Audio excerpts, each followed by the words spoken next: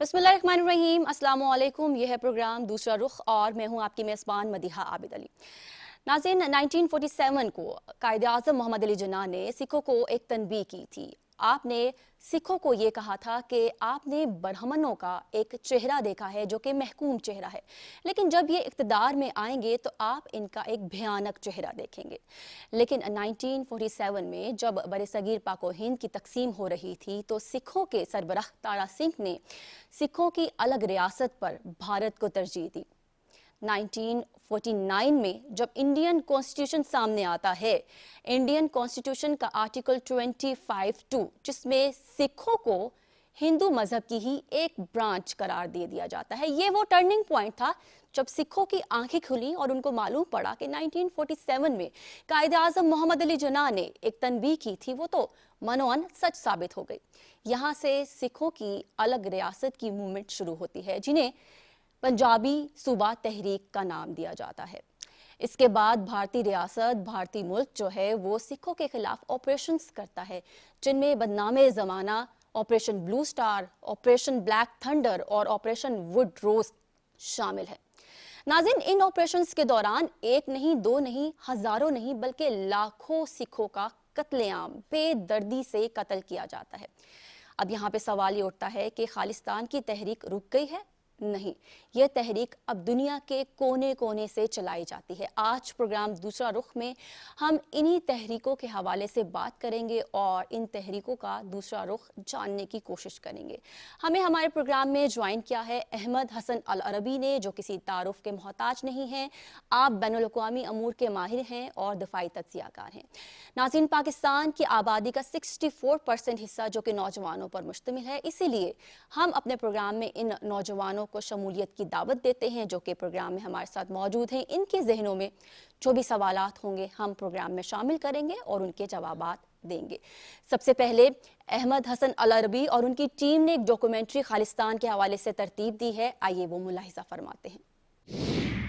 कायदे आज़म ने सिखों को ये कहा था कि आपने ब्राह्मणों को महकूम देखा है, जब आप इनको इक़्तिदार में देखेंगे तो ये इंतहाई तबाहकुन बन के आपके सामने आए। आज ऐसा क्या हो गया है कि वो सिख भारतीय रियासत के इतना खिलाफ हैं कि वो भारत को काट कर अपना एक अलग वतन खालिस्तान बनाना चाहते हैं। 1947 में जब बरे सगीर की तकसीम का वक्त आया तो सिखों ने हिंदुस्तान के साथ शामिल होने का फैसला किया। कायदे आज़म के पुरजोर इसरार के बावजूद मास्टर तारा सिंह ने आज़ादी पर भारत को तरजीह दी, क्योंकि उस वक्त सिखों को यह लगता था कि शायद सेकुलर इंडिया के अंदर उनकी तहजीब, मजहब और कल्चर महफूज रहेगा। ਜਿਹੜੇ ਸਾਡੇ ਬਜ਼ੁਰਗਾਂ ਨੇ ਆਪਸ਼ਨ ਲਈ ਹੈ ਨਾ ਵੀ ਅਸੀਂ ਉਧਰ ਚਲੇ ਜਾਈਏ, ਉਹਨਾਂ ਨੂੰ ਲੱਗਿਆ ਵੀ ਸਾਡਾ ਧਰਮ ਜਿਹੜਾ ਹੈਗਾ ਉੱਥੇ ਉਹ ਮੋਰ ਪ੍ਰੋਟੈਕਟਡ ਰਹੇਗਾ, और वो गल सही नहीं साबित हुई। भारतीय आइन में सिखों को हिंदुओं की ही एक शाख बनाकर पेश किया जाता और सिखों के मजहबी, सकाफती और इंसानी हकूक को मस्ख करके मसल दिया गया। और ये वो तारीख का टर्निंग पॉइंट था कि जब भारत के सिखों को इस बात का अंदाजा हुआ कि उनके साथ ब्राह्मणों ने तारीख की सबसे बड़ी गद्दारी, धोखा और बेवफाई की। हालांकि जवाहरलाल नेहरू ने सिखों को पार्टीशन से पहले ये यकीन दिलाया था कि पार्टीशन के बाद सिख भारत के साथ एक नीम आजाद रियासत की हैसियत में रहेंगे। नेहरू के ये अल्फाज हैं, The brave Sikhs of Punjab are entitled to special consideration. I see nothing wrong in an area and a setup in the north where the Sikhs may also experience the glow of freedom. जब सिखों ने ये देखा कि उनसे किए हुए वादे पूरे नहीं हो रहे तो सिखों ने बहुत शिद्दत के साथ भारतीय हुकूमत के ऊपर दबाव डालना शुरू किया। लेकिन भारत की हुकूमत भला सिखों को खुद मुख्तारी क्यों देगी? इसीलिए हुकूमत ने हीले बहाने और मुसलसल टाल मटोल से काम लिया। यहाँ तक कि 1956 में जवाहरलाल नेहरू, जो कि उस वक्त भारत का वजीर आजम था, उसने लैंड रीऑर्गेनाइजेशन एक्ट जारी किया, जिसके मुताबिक पूरे भारत को लसानियत की बुनियाद के ऊपर तकसीम किया जाने लगा। जाहिर है सिख क्योंकि पंजाबी बोलते थे, सिखों ने भी फिर ये डिमांड की कि जुबान की बुनियाद पे उनको भी एक अलहदा रियासत बना दी जाए, मगर भारतीय रियासत ने सिखों की ये जायज डिमांड मानने से भी इनकार कर दिया। तो पहली दफा सिखों के अंदर भारतीय ब्राह्मणों को लेकर एक खौफ और इनसिक्योरिटी वाज़े नजर आने लगी। जब पूरे भारत में नए सूबे बनाए गए और सिखों को उनका हक नहीं दिया गया, तो ये वो वक्त था कि सिखों को अब अया हो गया कि जो ख्वाब 47 में देख रहे थे वो पूरा नहीं हो सकता। सिखों को पहली दफा ब्राह्मणों के एजेंडास और फैशिस्ट अप्रोच के बारे में मालूम हुआ और सिखों को अंदाजा हुआ कि हर वो वार्निंग जो 47 में उन्हें बानी पाकिस्तान कायदे आज़म मोहम्मद अली जिन्ना ने दी थी वो सही थी। इसके बाद सिखों की लीडरशिप ने बहुत जारहाना तौर पे अपने हकूक का दिफा करने के लिए भारत की हुकूमत के खिलाफ महाजराई शुरू कर दी और पहली दफा बाकायदा तौर पे एक अलग सूबा हासिल करने के लिए एक मुनज़्ज़म तहरीक का ऐलान किया गया। और ये तहरीक ना सिर्फ भारतीय पंजाब बल्कि पूरे भारत में इतनी मशहूर हुई कि भारतीय हुकूमत को मजबूरन पंजाबी सूबे के नाम को बैन करना पड़ा और फिर रियासत ने भारतीय पंजाब के सिखों के खिलाफ एक बहुत बड़ा क्रैकडाउन प्लान किया। In the streets of Old Delhi, a pitched battle between Hindus and Sikhs. The cause, the Congress Working Committee's recommendation to form a separate Sikh state to be called Punjabi Suba. The Hindus are violently opposed to it. और जैसा कि आप सब जानते हैं कि भारतीय फौज की एक बड़ी तादाद सिख फौजियों पर मुश्तमिल है और ये कहना भी हरगिज गलत ना होगा कि भारतीय फौज में से अगर गोरखा और सिख रेजिमेंट्स को निकाल दिया जाए तो पीछे कबाड़ ही बचता है। जैसे जैसे भारत में इंतहा पसंद ताकत पकड़ते जा रहे हैं वैसे वैसे ये मुसल्ला अफवाज में सिखों का तनासुब कम करते जा रहे हैं ताकि जिस वक्त ये सिखों का कत्लेआम करें या इस्तेहसाल करें उस वक्त भारत के दिफा पर कोई फर्क ना पड़े। 1966 में पहली दफा भारतीय पंजाब में इंतखाबात हुए जिसके नतीजे में अकाली दल हुकूमत में आया, लेकिन इस हुकूमत को भारतीय मरकजी हुकूमत ने अपनी मुद्दत पूरी करने नहीं दी। असम्बली को गिरा दिया गया, दोबारा इंतखाबात हुए जिसके नतीजे में फिर एक हुकूमत बनी लेकिन उसको भी मुद्दत पूरी नहीं करने दी गई और भारतीय पंजाब को मुसलसल एक हिकमत अमली के तहत सियासी तौर पर गैर मुस्तहकम रखा गया। सिखों में पाए जाने वाला गम और गुस्सा और एहसास महरूमी अब एक आतिश फिशां बन चुका था और यही वो दौर था कि जब पंजाब के एक गांव भिंडर से जरनैल सिंह नामी एक नौजवान निकला और इसने सिखों के हकूक के लिए जिद्दोजहद का बाकायदा तौर पर आगाज किया। जरनैल सिंह ने पंजाब के चप्पे चप्पे में जाकर सिख हकूक की बात की। भारत में मौजूद सिख मजहब को लाहक खतरात पर इसने सवालात उठाए और चंद दिनों में ही ये नौजवान पूरे भारत में मशहूर हो गया।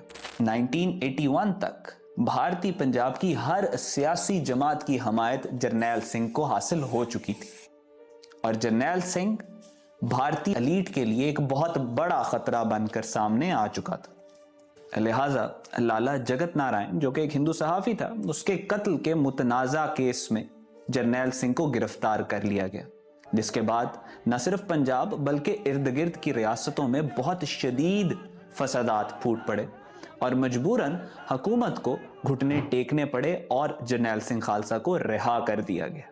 1982 में पहली दफा सिखों ने बाकायदा तौर पर धर्म युद्ध मोर्चे का आगाज किया जिसका बुनियादी मकसद आनंदपुर साहब रेजोल्यूशन का इत्तलाक था। सिमरजीत मान के मुताबिक आनंदपुर साहब रेजोल्यूशन सिखों के मजहबी हकूक की हिफाजत और एक अलग रियासत की मांग थी। ब्राह्मण रियासत ने इसके खिलाफ एक शदीद रद्द अमल दिखाया और अपनी सफाकाना पॉलिसीज को सिखों के ऊपर लागू करना शुरू कर दिया। भारतीय पंजाब में प्रेसिडेंट रूल लगाकर दोबारा से सिखों की मुंतखब करदा हुकूमत को गिरा दिया गया। सिखों के ऊपर खास तौर पर वो सिख जो भारतीय फौज में थे उनकी फैमिलीज को सड़क पे जलील किया जाने लगा। सिखों के दिलों में गुस्सा अपने अरूज पर पहुंच चुका था और दूसरी जानिब सिखों पर किए जाने वाले मजालिम भी नई हदें पार कर रहे थे। इस तमाम बिगड़ती सूरत हाल में लोगों का ये कहना है कि जरनैल सिंह खालसा को मालूम था कि वो जिस हद तक सामने आकर ब्राह्मणों को ललकार रहा है उसका जिंदा बचना नामुमकिन है। लिहाजा 15 दिसंबर 1982 को जरनैल सिंह ने अपना हेड क्वार्टर सिखों की मुकद्दस तरीन मकाम गोल्डन टेम्पल में शिफ्ट कर लिया। भारतीय रियासत के जबर के खिलाफ अब बहुत सारे सीनियर सिख फौजी हिंदू रियासत के खिलाफ आवाज उठाना शुरू हो चुके थे। मेजर जनरल शाहबेग सिंह और जनरल जसवंत सिंह भुल्लर सरे फहरिस्त हैं। यहाँ पर मैं जनरल शाहबेग सिंह का तस्करा करना चाहूँगा, क्योंकि ये हिंदू नहीं था, लिहाजा इसको इसकी औकात याद कराने के लिए ब्राह्मणों ने रिटायरमेंट से एक दिन पहले इस पर करप्शन के इल्ज़ाम गढ़कर इसको पूरे भारत के सामने रुस्वा किया। Unfortunately, he was court-martialed. What exactly his crime was, I don't know. And he was dismissed from service. धर्मयुद्ध मोर्चा के तहत सिखों की आनंदपुर साहब रेजोल्यूशन की डिमांड अपनी जगह पर कायम थी और भारतीय सहूनी भी अपनी हट धर्मी पर तुले हुए थे। ਇੱਕ ਰੱਤੀ ਮਾਤਰ ਵੀ ਨਾ ਮੰਨਾਂਗਾ ਤੇ ਨਾ ਮੰਨਣ ਨੂੰ ਤਿਆਰ ਹੈ, ਇਹ ਸੰਗਤ ਯਕੀਨ ਪੂਰਾ ਰੱਖਿਓ। ਹੁਣ ਠੀਕ ਹੈ, 3-4 ਮੀਟਿੰਗਾਂ ਹੋ ਗਈਆਂ ਤੇ ਇਹਨਾਂ ਨੇ ਮੇਰੀ ਲੋੜ ਨਹੀਂ ਸਮਝੀ, ਨਾ ਮੀਟਿੰਗ ਵਿੱਚ ਸੱਦਿਆ ਤੇ ਨਾ ਮੈਂ ਗਿਆ। इंदिरा गांधी की क़यादत में भारत की हुकूमत अब ये ठान चुकी थी कि उसने पूरी दुनिया से सिख मजहब का खात्मा करना है। सिख क़यादत को इस खतरे का बखूबी इदराक था। बिलाखिर 1 जून 1984 को पंजाब में कर्फ्यू नाफिज कर दिया गया। कुलदीप सिंह बराड़, जो कि एक क्लीन शेव सिख था, इसकी क़यादत में इंदिरा गांधी ने ऑपरेशन ब्लू स्टार लॉन्च कर दिया।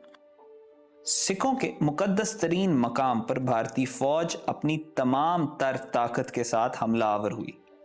टैंकों और तोपखाने के साथ हर तरह के आतिशी असलहे को सिख कौम के मुकद्दस तरीन मकाम पर झोंक दिया और सिखों का बदतरीन कत्लेआम शुरू हुआ। 3 जून 1984 को बाज़ाब्ता तौर पर ऑपरेशन ब्लू स्टार के तहत गोल्डन टेम्पल के ऊपर हमला कर दिया गया। यहाँ पर बहुत ज़रूरी है ये बात जानना कि इस दिन का इंतखाब क्यों किया गया। 3 जून के दिन को सिख गुरु अर्जुन देव सिंह के साथ मंसूब करते हैं और इस दिन पूरे पंजाब से सिख बहुत बड़ी तादाद में गोल्डन टेम्पल इबादत करने के लिए आते। इसी दिन का इंतखाब इसलिए किया क्योंकि वो एक क्लियर मैसेज देना चाहते थे कि अब अगर तुम्हें हिंदुस्तान में रहना है तो तुम्हें हिंदुओं की हर शर्त माननी पड़ेगी, तुम्हारी अपनी कोई हैसियत नहीं। ये सिख मजहब के ऊपर पहला मुनज़्ज़म मुसल्लह हमला था। कई दिन तक दलेरी से मुकाबला करने के बाद जरनैल सिंह भिंडरांवाला गोल्डन टेम्पल के अंदर मारा गया और इसकी मौत के साथ ही हिंदू सिख ताल्लुकात में वो दरार पैदा हुई जो अब कभी नहीं भर सकेगी। Bhindranwale never ever used the word Khalistan. Never. We asked him often if he wanted Khalistan or what he thought of the demand of Khalistan. He would now say with a mischievous smile, I never asked for Khalistan. If the Bibi gave it to me, I will take it. Bibi was the way he said the lady, referring to Indira Gandhi. Sikh genocide का दूसरा मरहला operation वुडरोज के नाम से शुरू हुआ। One of the biggest army operations against civilians in recent times was the Indian Army's attack on the Sikh population of Punjab in 1984. 1984 में होने वाले इस कत्लेआम के बारे में तमाम शवाहिद मौजूद हैं कि इसमें ना सिर्फ सिखों को कत्ल किया गया बल्कि पूरे पंजाब में ने सिखों की तारीखी दस्तावेजात को भी जला दिया ताकि सिख तहजीब, तमद्दुन और मजहब को मुकम्मल तौर पर ख़त्म कर दिया जाए। भारतीय फौज में मौजूद 4000 सिखों ने ना सिर्फ भारतीय फौज के खिलाफ बगावत की बल्कि अपने सीनियर अफसरान का कत्ल भी किया। पंजाब के अंदर कत्लेआम तो अपने अरूज पर था ही, इसके साथ साथ तमाम सिख सियासी लीडरान को जेल में डाल दिया। तारीखी आदाद शुमार ये बताते हैं कि 84 से 88 के दरमियान में सिखों का जो कत्लेआम हुआ उसमें 1 लाख से ज़ायद सिखों को कत्ल, जख्मी और अगवा किया गया। सिखों ने गोल्डन टेम्पल की तबाही और हज़ारों सिखों के कत्लेआम का बदला 31 अक्टूबर 1984 को लिया कि जब इंदिरा गांधी के 2 ज़ाती गार्ड्स बेअंत सिंह और सतवंत सिंह ने 18 गोलियां मारकर इंदिरा गांधी को जहन्नुम वासिल की। Indira Gandhi, ruler of the world's largest democracy, died today, shot down by 2 of her own bodyguards. Indira के कत्ल के अगले ही रोज से पूरे भारत में सिखों पर हमले शुरू हो गए। यहां तक कि खुद दारुल हुकूमत दिल्ली में भी सिखों के कारोबार और दुकानों के ऊपर हमले किए गए। 100 से जायद गुरुद्वारों को जला दिया गया। यहां तक कि भारत के सिख सदर ज्ञानी ज़ैल सिंह को भी पत्थरों से मारा गया। भारतीय हुकूमत, भारतीय फौज ने एक नया ऑपरेशन लॉन्च किया जिसका नाम ऑपरेशन ब्लैक थंडर था। यह ऑपरेशन 1986 से 1988 तक जारी रहा اور اس آپریشن کے دوران ہر وہ سکھ لیڈر سکھوں کے حقوق کے لیے لڑ رہا تھا اس کو یا تو قتل کر دیا گیا یا پھر اسے بھارت چھوڑ کر کسی اور ملک میں جانے پر مجبور کر دیا گیا. وہ ہزاروں سکھ جن کو بھارت چھوڑ کر پوری دنیا میں پھیلنے پر مجبور کیا گیا اب وہ خالصتان کی تحریک کے بین الاقوامی نمائندے تھے. یہ وہ دور تھا کہ جب پہلی دفعہ خالصتان کی تحریک بھارتی پنجاب کو چھوڑ کر اب پوری دنیا میں پھیل کر ایک عالمگیر تحریک بن چکی تھی. ناظرین، آپ نے یہ ڈاکومنٹری ملاحظہ فرمائی ہے. آئیے سوالات کے سلسلے کا آغاز کرتے ہیں. احمد، جو خالصتان تحریک ہے اس کا ایک پورا ماضی ہے جو کہ ڈاکومنٹری میں جو آپ نے بنائی ہے وہ ہم نے دیکھ لیا ہے. کیا اس کو ایک فل اسٹاپ لگ چکا ہے یا پھر ہم یہ دیکھ رہے ہیں کہ سکھ فار جسٹس تحریک دنیا کے دیگر ممالک سے چلائی جا رہی ہے؟ آپ اس کے حوالے سے کیا کہیں گے؟ اور کینیڈا اور بھارت کا جو ریلیشن اس تحریک کی وجہ سے کھٹائی میں پڑا ہے، اس کے حوالے سے جو اہم انکشافات ہیں وہ ناظرین کے ساتھ شیئر کریے گا. جی دیکھیں، بہت شکریہ. دیکھیں، سیاست کے اندر ایک لا آف موشن ہے جس کو کہتے ہیں، جو فزکس کا basically third law of motion ہے، جس کو کہتے ہیں action and reaction are equal in magnitude but opposite in direction. اسی طرح پالیٹکس کے اندر بھی یہ قانون اسی طریقے سے امپلیمنٹ ہوتا ہے. خالصتان کی جو تحریک ہے وہ ایک ایکشن نہیں ہے، وہ ایک آپ یہ کہہ سکتے ہیں کہ خالصتان کے جو سکھ ہیں، یعنی 1947 سے لے کے اب تک، انہوں نے خود سے اس کو انیشیٹ نہیں کیا. It is born as a reaction جو کہ ہندوتوا کی پالیسیز تھیں، جو کہ انڈین گورنمنٹ کی پالیسیز تھیں سکھوں کو لے کر، اس کے ریئیکشن میں یہ مارز وجود میں. اس ڈاکیومنٹری میں آپ نے ایک بہت امپورٹنٹ چیز دیکھی ٹورڈز دی اینڈ. جرنیل سنگھ بھنڈرا والے کی ایک سٹیٹمنٹ انڈین جرنلسٹ جو تھے انہوں نے بتائی کہ ہم نے جب گولڈن ٹیمپل کے اندر بالکل جب آپریشن انہوں نے بلو سٹار لانچ کیا اور اس کے پہلے ہم نے پوچھا جرنیل سنگھ سے کہ آپ خالصتان لینا چاہتے ہو، تو اس نے کہا کہ نہیں، میں خالصتان نہیں لینا چاہتا، لیکن بی بی میری گود میں ڈالے گی، مطلب یہ جو اندرا گاندھی ہے وہ مجھے دے گی. اور پھر جو ایک بہت بڑے جو ایک انڈین جرنلسٹ تھے اس نے کہا تھا کہ خالصتان اسی وقت مارز وجود میں آ گیا تھا کہ جب پہلا بھارتی فوجی اپنے گندے بوٹوں کے ساتھ گولڈن ٹیمپل میں داخل ہوا تھا.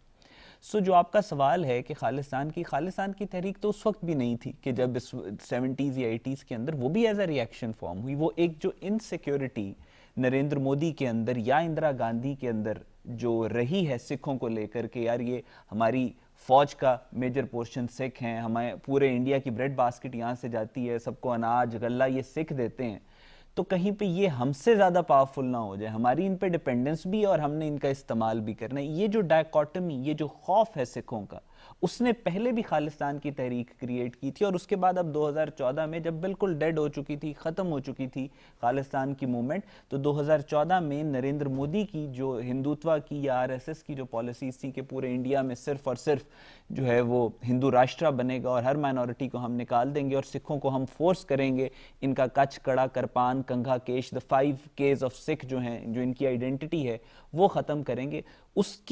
اسی کی وجہ سے ہر وہ آدمی جس نے خالصتان یا سکھوں کے رائٹس کی بات کی، چاہے وہ سدھو موسے والا ہو، چاہے وہ دیپ سدھو ہو، چاہے ایون اوم پوری ہو، تو ان ساروں نے جس نے سکھ رائٹس کی بات کی، یا اوتار سنگھ کھانڈا ہو یا ہردیپ سنگھ نجر ہو کینیڈا کے اندر، جب اس کو مروانا شروع کر دیا نریندر مودی نے اور امت شاہ نے اور RSS نے اور ہندوتوا کے اس نظریے نے، تو اس کے نتیجے میں خالصتان کی تحریک آٹومیٹیکلی مارز وجود میں آ گئی.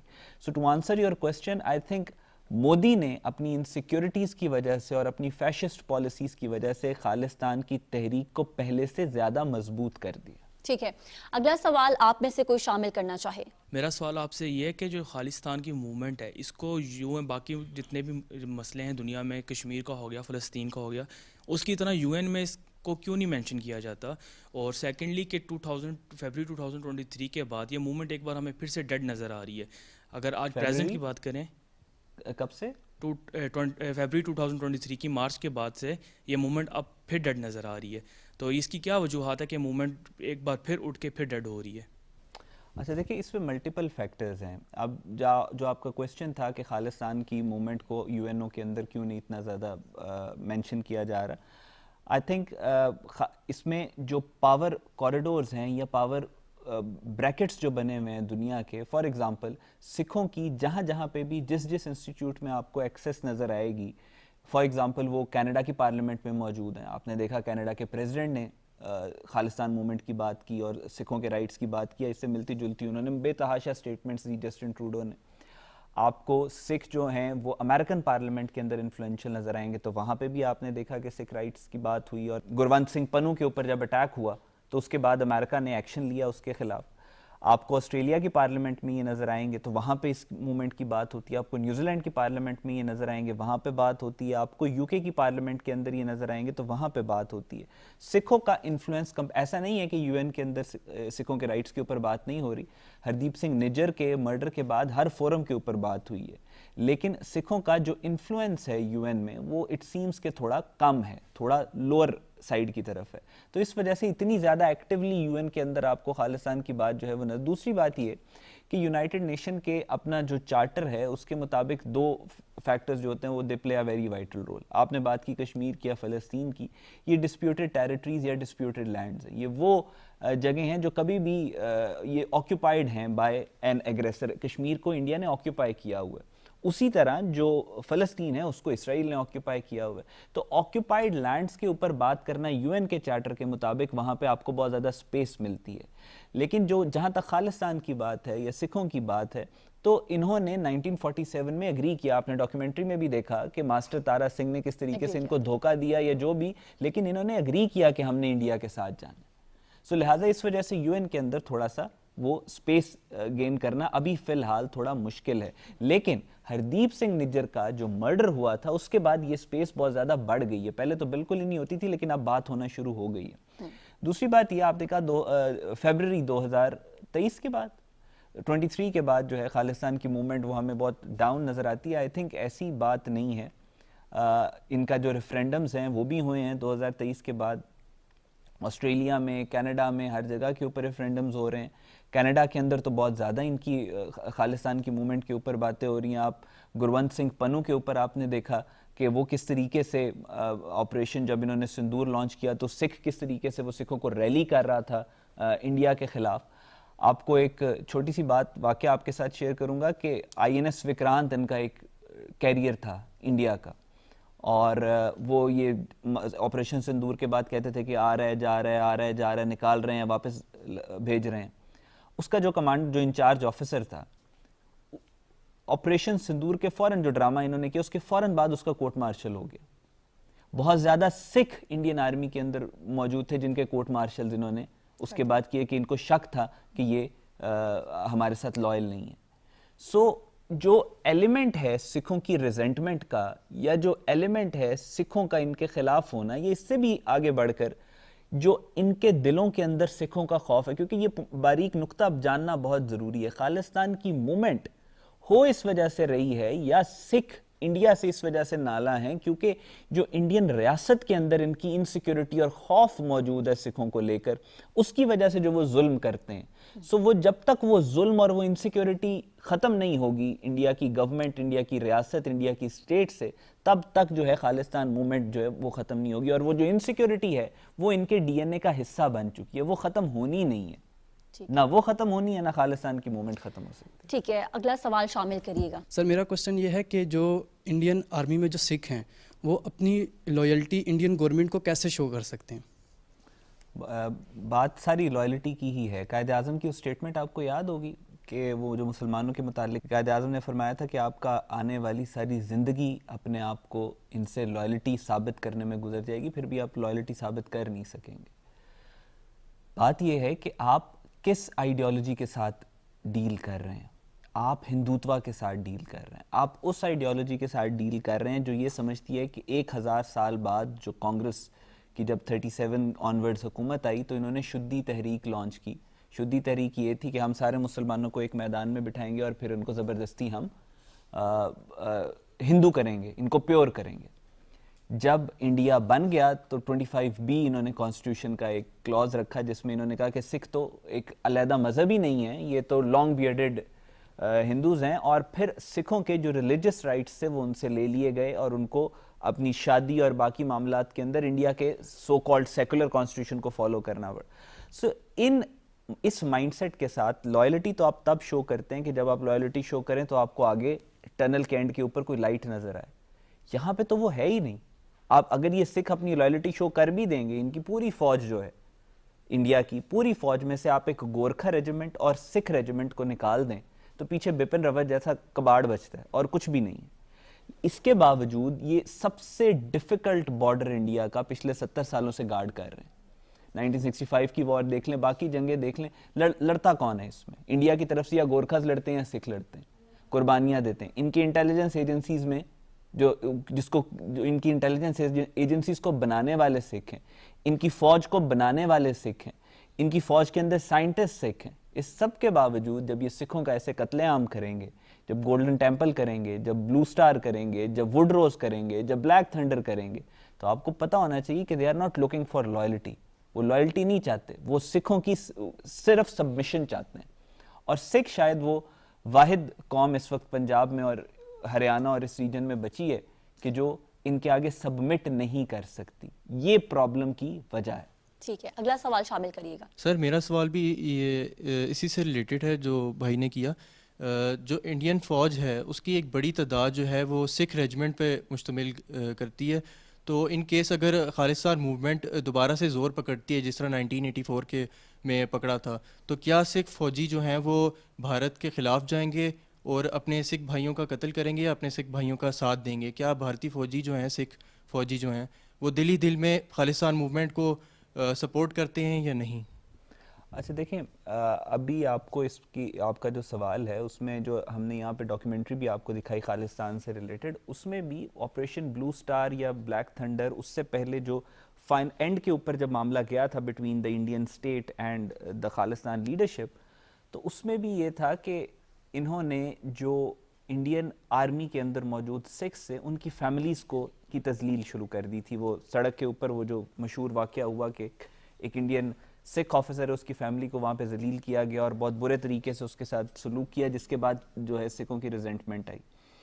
سو بات یہ ہے کہ جب فارمر پروٹیسٹ ہوا لاسٹ, اس میں بھی آپ نے دیکھا کہ بہت سارے فوجی موجود تھے. وہ کہتے تھے کہ ہم بارڈر پہ ان کو گارڈ کر رہے ہیں لیکن یہ ہماری زمینیں ہم سے چھیننے کی کوشش کر رہے ہیں.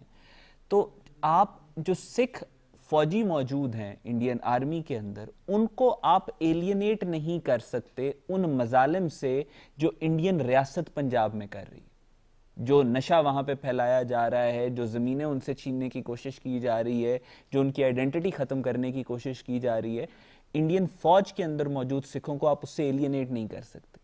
لیکن اس کو بھی کاؤنٹر کرنے کے لیے انڈینز نے آلریڈی چال تو چل دی ہے. انہوں نے اپنا تناسب سکھوں کا فوج سے بہت کم کرنا شروع کر دی.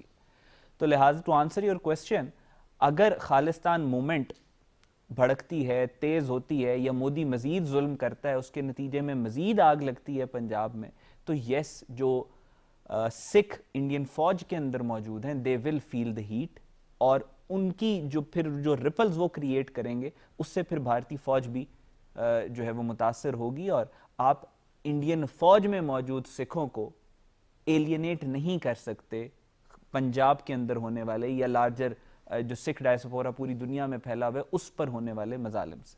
ٹھیک ہے, آپ حالات حاضرہ کے حوالے سے مزید بھی سوالات پروگرام میں شامل کر سکتے ہیں. سر میرا سوال یہ ہے کہ سکھ فار جسٹس جو خالصتان کی تحریک ہے, یہ کس حد تک انڈیا کو ڈومیسٹکلی اور انٹرنیشنل لیول پہ جو انڈیا کا امیج ہے اس کو افیکٹ کر رہی ہے؟ اور اسی سے جوڑا دوسرا سوال کہ UN کے جو ڈپارٹمنٹس ہیں ہیومن رائٹس سے ریلیٹڈ, وہ کوئی رول پلے کر رہے ہیں سکھوں کو انصاف دلانے میں؟ جو انڈیا کے اندر جو آپ کا سوال تھا کہ سکس فار جسٹس وہ کتنا ڈومیسٹکلی اور انٹرنیشنلی انڈیا کے لیے پرابلم کریٹ کر سکتی ہے, انٹرنیشنلی ابھی ہم پوری دنیا کے جتنے بھی انٹرنیشنل ریلیشن ایکسپرٹس ہیں جو فورن پالیسی کو سمجھتے ہیں, وہ یہ کہتے ہیں کہ مارکہ حق اور بنیان المرصوص کے بعد جو بھارت کی فورن پالیسی ہے وہ بالکل ایک نوز ڈائیو کر گئی ہے. امریکہ کے ساتھ آپ نے دیکھا کس طریقے کے اختلافات انڈیا کے اوریجنیٹ ہوئے ہیں, پورے یورپ کے ساتھ, ویسٹ کے ساتھ کس طریقے کے اختلافات اوریجنیٹ ہوئے ہیں. کوئی انڈیا کے ساتھ کھڑا نہیں ہونا چاہتا, کوئی ان کے حق میں اسٹیٹمنٹس نہیں دینا چاہتا.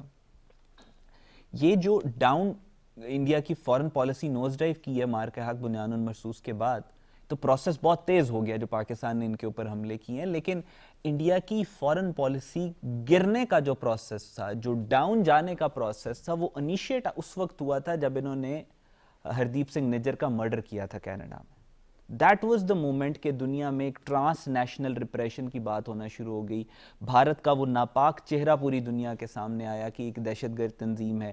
انڈیا کی جو را ہے ریسرچ اینڈ انالیسس ونگ, وہ ایک دہشت گرد آرگنائزیشن ہے جو پوری دنیا کے اندر ہیومن رائٹ ایکٹیوسٹس کو مار رہی ہے. پوری دنیا کے کان کھڑے ہو گئے کہ یار جہاں جہاں پہ را موجود ہے ہمیں وہاں پہ اس کو کنٹین کرنا ہے. جس طریقے سے انڈیا کے اندر سٹیٹمنٹس دیے جانے لگے, جیسے وہ گورو آریہ جو ان کا ایک ریٹائرڈ کلاؤن میجر ہے, اس نے وہ ماؤتھ پیس ہے را کا, تو وہ آ کے کہتا تھا کہ ہم امریکہ کے اندر جو گینگسٹرز ہیں ان کو کانٹریکٹ دیں گے کہ وہ سکھوں کو قتل کریں. So to answer your question, internationally تو اس نے جو ان کی خالصتان کی موومنٹ ہے یا سکس فار جسٹس ہے یا سکھوں کی جو تنظیمیں ہیں جو سکھوں کے رائٹس کو پروٹیکٹ کر رہی ہیں, انہوں نے ریپلز بہت زیادہ کریٹ کیے ہیں پوری دنیا کے اندر انڈیا کی فارن پالیسی کو وہ کرنے کے لیے. ڈومیسٹکلی ابھی تک اس طریقے کا امپیکٹ یہ نہیں کریٹ کر سکے جس طرح انہوں نے انٹرنیشنلی کریٹ کیا. ظاہر ہے کیونکہ سکھوں کو پچھلے 70 سالوں سے انڈیا کے اندر بالکل دبا دیا گیا, اور باہر جو ہے پوری دنیا کے اندر وہ طاقت پکڑتے گئے, مزید پاورفل ہوتے گئے. کینیڈا, امریکہ, انگلینڈ, آسٹریلیا, یہاں پہ انہوں نے فارن پالیسی کی ڈومین کے اندر بہت زیادہ پریشر کریٹ کیا انڈین گورنمنٹ کے اوپر یا انڈین فارن پالیسی کے اوپر, لیکن انٹرنلی ابھی تک اس طریقے کا امپیکٹ یہ لوگ کریٹ نہیں کر سکے. ٹھیک ہے, اگلا سوال کون پوچھنا چاہے گا؟ میرا سوال یہ ہے, کیا بھارت کی داخلی پالیسیوں اور اقلیتوں کے حوالے سے یہ رویہ مستقبل میں جا کے مزید علیحدگی پسند تحریکوں کو جنم دے سکتا ہے؟ انڈیا کبھی بھی ایک اس طرح کی یونائٹڈ فارم میں انڈر ہندو لیڈرشپ نہیں رہا. It's a fact of history. یہ پرانا کہتے ہیں آپ سے کوئی 2500-3000 سال پہلے کوئی اشوکا کی ڈائنیسٹی اور وہ سارا کچھ تھا, وہ ایک ہائپوتھیٹیکل ایک میتھیکل سی سٹوری سناتے ہیں, لیکن جو نون ہسٹری ہمارے تک موجود ہے اس میں یہ ہے کہ اس طریقے سے اس فارم میں یہ کبھی بھی اکٹھے نہیں رہے. یہ جو انڈیا کی یونین ہے یہ آرٹیفیشل ہے, ان میں دے شیئر نتھنگ. فار ایگزامپل آپ اگر نارتھ ایسٹ کی طرف چلے جائیں, وہاں پہ جو 7 سسٹر اسٹیٹس ہیں جس میں ناگالینڈ, آسام, یہ جو سارے منی پور, میزورام اور یہ سکم وغیرہ ہیں, یہاں پہ رہنے والے جو انڈینز ہیں وہ نہ ان کے ساتھ ریلیجن شیئر کرتے ہیں, نہ زبان شیئر کرتے ہیں, نہ لکس شیئر کرتے ہیں. وہ چائنیز یا ساؤتھ ایشین زیادہ لگتے ہیں as compare to Indian. So they share nothing. اسی طرح آپ سکھوں کو اگر دیکھیں تو سکھوں کے آپ کے سامنے خالصتان کے جو اختلافات ہیں وہ میں نے آپ کے سامنے بتا کے رکھ دی ہے. مطلب آپ یہ سوچیں کہ کوئی بھی سکھ اس حکومت کے انڈر کیسے رہ سکتا ہے جس نے ان کے گولڈن ٹیمپل کے اوپر حملہ کیا ہو. تو کیا وہ نیچرلی رہ رہے ہیں سکھ؟ نہیں, اٹ از آرٹیفیشل. اس کے علاوہ جو دلتس کے ساتھ وہاں پہ سلوک ہوتا ہے, دلتس مائنڈ یو یہ تقریباً 45 to 52-53% ہے ہندو پاپولیشن کا. ان کو ایک گلاس میں جس میں وہ دلت پانی پیتا ہے اس میں باقی پانی نہیں پیتے. کیا دلتس کا ان کے ساتھ رہنا نیچرل ہے؟ آرٹیفیشل ہے. سو اس سارے کانٹیکسٹ کے اندر ایک کانسیپٹ ہوتا ہے جس کو کہتے ہیں دا ڈومینو ایفیکٹ. ڈومینو ایفیکٹ یہ ہوتا ہے کہ ایک مثال کے طور پہ خالصتان کی ریاست ہے یا منی پور کی ریاست ہے یا ناگالینڈ ہے, ان میں سے جس لمحے ایک ریاست بھی انڈیا سے علیحدہ ہوئی, ایک کہاوت بھارت میں کہی جاتی ہے کہ بھارت کے نقشے سے آپ سٹیٹس کے نام اگر مٹا دو نا, جیسے پاکستان میں پنجاب, سندھ, سرحد, بلوچستان, آپ اگر بھارت کے نقشے سے ریاستوں کے نام ہٹا دو تو شاید ہی کوئی انڈین ہو جو دوبارہ وہ ریاستوں کے نام لکھ سکے. اس حد تک ڈویژن انڈیا میں نیچرلی موجود ہے. سو خالصتان یا کوئی بھی اور تحریک, India is a state away from disintegration. ایک ریاست اگر انڈیا سے علیحدہ ہو گئی ان کے مظالم کی وجہ سے تو پورا انڈیا ڈس انٹیگریٹ ہو جائے گا, کیونکہ یہ کھڑا ہی ایک آرٹیفیشل بنیادوں کے اوپر. احمد, اگر یہ بات کی جائے کہ جین زی نے اس خطے میں اگر کسی سنگر کو, کسی پرفارمر کو سب سے زیادہ فالو کیا ہے وہ سدھو موسے والا ہے. بالکل ٹھیک. اس کے پیچھے کیا حقائق تھے, کچھ ہمارے ساتھ شیئر کریے گا. اچھا دیکھیں, سدھو موسے والا بیسکلی آپ اگر اس کو he became a phenomena in Punjab. کیوں بنا, کیوں فینومینا پنجاب کے اندر بنا؟ کیونکہ پنجاب میں اتنا زیادہ ریپریشن تھا, اتنا زیادہ ڈپریشن تھا.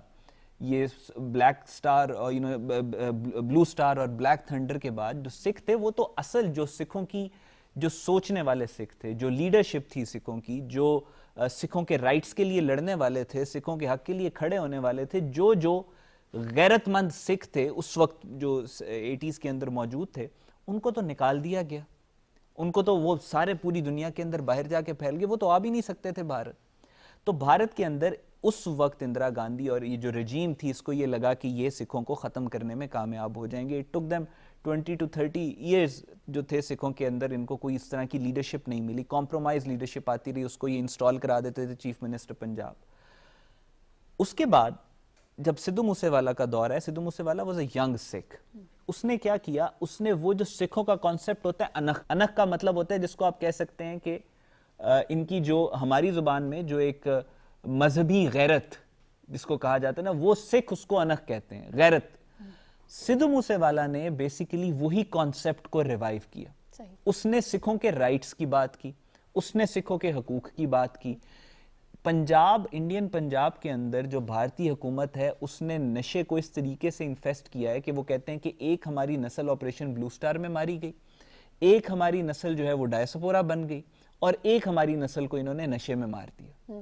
سدھو موسے والا سکھوں کے رائٹس کی بات کرتا تھا, نشے کے خلاف بات کرتا تھا, اور سکھوں کو کہتا تھا کہ غیرت کرو, تم اتنی غیور قوم ہو, تم کس کے پیچھے لگ گئے اور یہ سب کچھ. سو یہ ظاہر ہے دس واز سم تھنگ جو سکھوں کے ساتھ ریزونیٹ کر رہی تھی, سکھوں کے مائنڈز کے ساتھ ریزونیٹ کر رہی تھی, اور اسی وجہ سے سدھو موسے والا کو پذیرائی ملی, کیونکہ ہر انڈین پنجاب کے اندر موجود جو جنریشن زی تھی اس کو لگتا تھا کہ سدھو موسے والا ہمارے دل کی بات کر.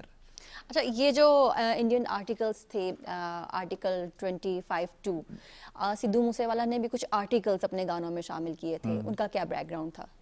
میں وہی آپ کو بات کر رہا ہوں, جو بھی پولیٹیکل ایشوز انڈیا کے تھے اس کو سدھو موسے والا اپنے گانوں کے اندر لے کے آتا تھا, چاہے وہ پنجاب کے پانی کو ڈائیورٹ کرنے کی بات ہو, چاہے خالستان کی بات ہو. سدھو موسے والا نے خالستان کے اوپر بھی بہت زیادہ اس میں وہ کیا. اور ناٹ جسٹ سدھو موسے والا, ایک اور پنجابی بہت مشہور سنگر ہے, کینیڈا بیسڈ ہے, ابھی ریسنٹلی اس کے اوپر بھی I was reading this report کہ وہ اپنے ہر گانے میں, اور وہ بڑے ملینز میں اس کے ویوز آتے ہیں. صرف سدھو موسے والا کی بات نہیں ہے, جتنے بھی آج کل آپ کو یہ ینگ بہت ایک سینسیشن بنا ہوا ہے پنجابی یہ جو ریپ کلچر ہے, اور کینیڈا کے اندر موجود جو سکھ سنگرز ہیں وہ یہ گانے گاتے ہیں. ایک بڑا مشہور گانا جس میں وہ ڈائلاگ استعمال ہوا تھا کہ ایک جی کھڑی میری تھانے دے وچ بدلے دے میں دو لینا, یہ سٹیٹمنٹ بیسیکلی سنت جرنیل سنگھ خالصہ بھنڈراں والے کی ہے. یہ اس کی لوگوں کو کچھ اٹھا کے لے گئی تھی پولیس, اور اس نے وہ کھڑے ہو کے وہاں پوڈیم کے اوپر کہا تھا کہ ایک جو جیپ میری اٹھا کے لے کے گئے اس کے بدلے میں ان سے 2 جیپیں لوں گا.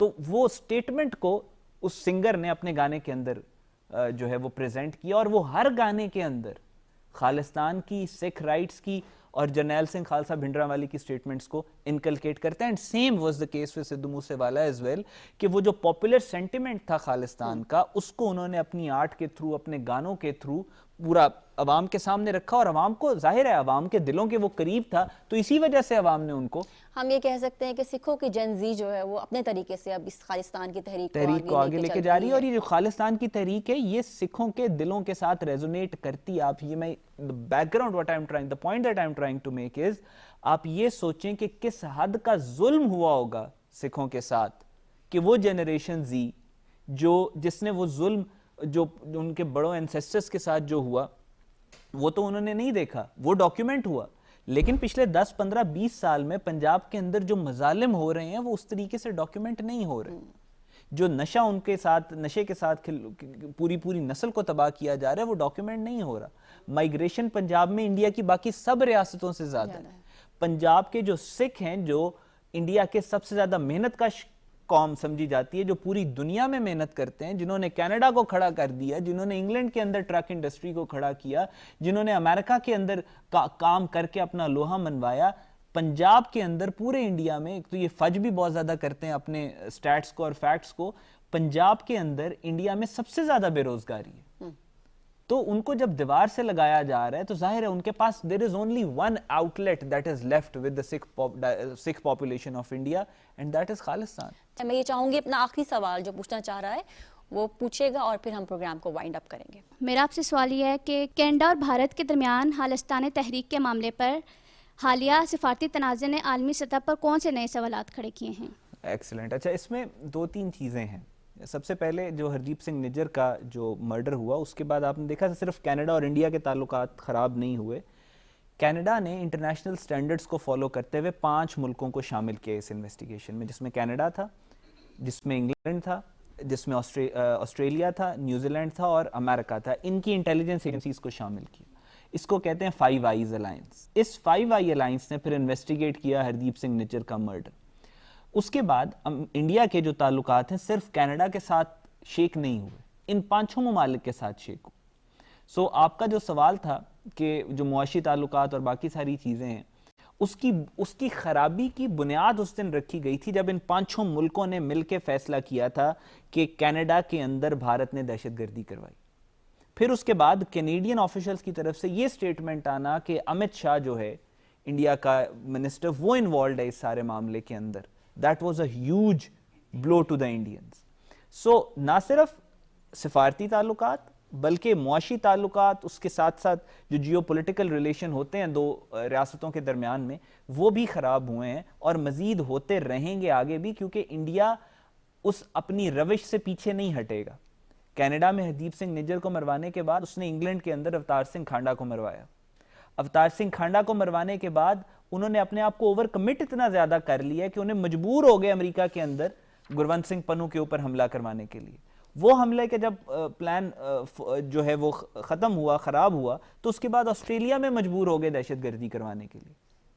اب انڈیا اتنا زیادہ کمٹ ہو چکا ہے, اوور کمٹ ہو چکے ہیں ہندوتوا, اپنی جو کلٹسٹ ہیں, جو ووٹر بیس ہے نریندر مودی کی, کہ وہ اب اس سے پیچھے نہیں ہٹ سکتے, اور یہ مزید سکھوں کے اوپر اور بھی حملے کروائیں گے اور مزید انڈیا کے پوری دنیا کے ساتھ تعلقات زیادہ خراب ہوں گے. ٹھیک ہے احمد حسن عربی, آپ کا بہت شکریہ پروگرام میں شمولیت اختیار کرنے کے لیے, اور آپ تمام نوجوانوں کا جنہوں نے ہمارے پروگرام میں جو سوالات ہیں وہ شامل کیے ہیں. ناظرین, گرونت سنگھ منو جو کہ وکیل ہیں امریکن کینیڈین, ان کے اوپر حملہ ہو یا پھر ہردیپ سنگھ نجر کا قتل ہو یا پھر UK میں سکھ رہنما کو زہر دینا ہو, یہ تمام سکھ جو اسیسینیشن ہے اس کا سلسلہ رک نہیں رہا ہے. ابھی بھی جو جرنیل سنگھ بھنڈرا والا ہے اس کو قتل کرنے کے لیے بھارتی افواج اپنے گندے بوٹ لے کر گولڈن ٹیمپل میں جو گئے, اس کا غم سکھوں کے دل سے ابھی تک نہیں گیا ہے. ہم یہ دیکھیں گے کہ یہ معاملہ کہاں تک جائے گا اور جو اونٹ ہے وہ کس کروٹ بیٹھے گا. ہمارے پروگرام دوسرا رخ سے ہمیں اجازت دیجیے. اپنا خیال رکھیے. اللہ حافظ. پاکستان پائندہ باد.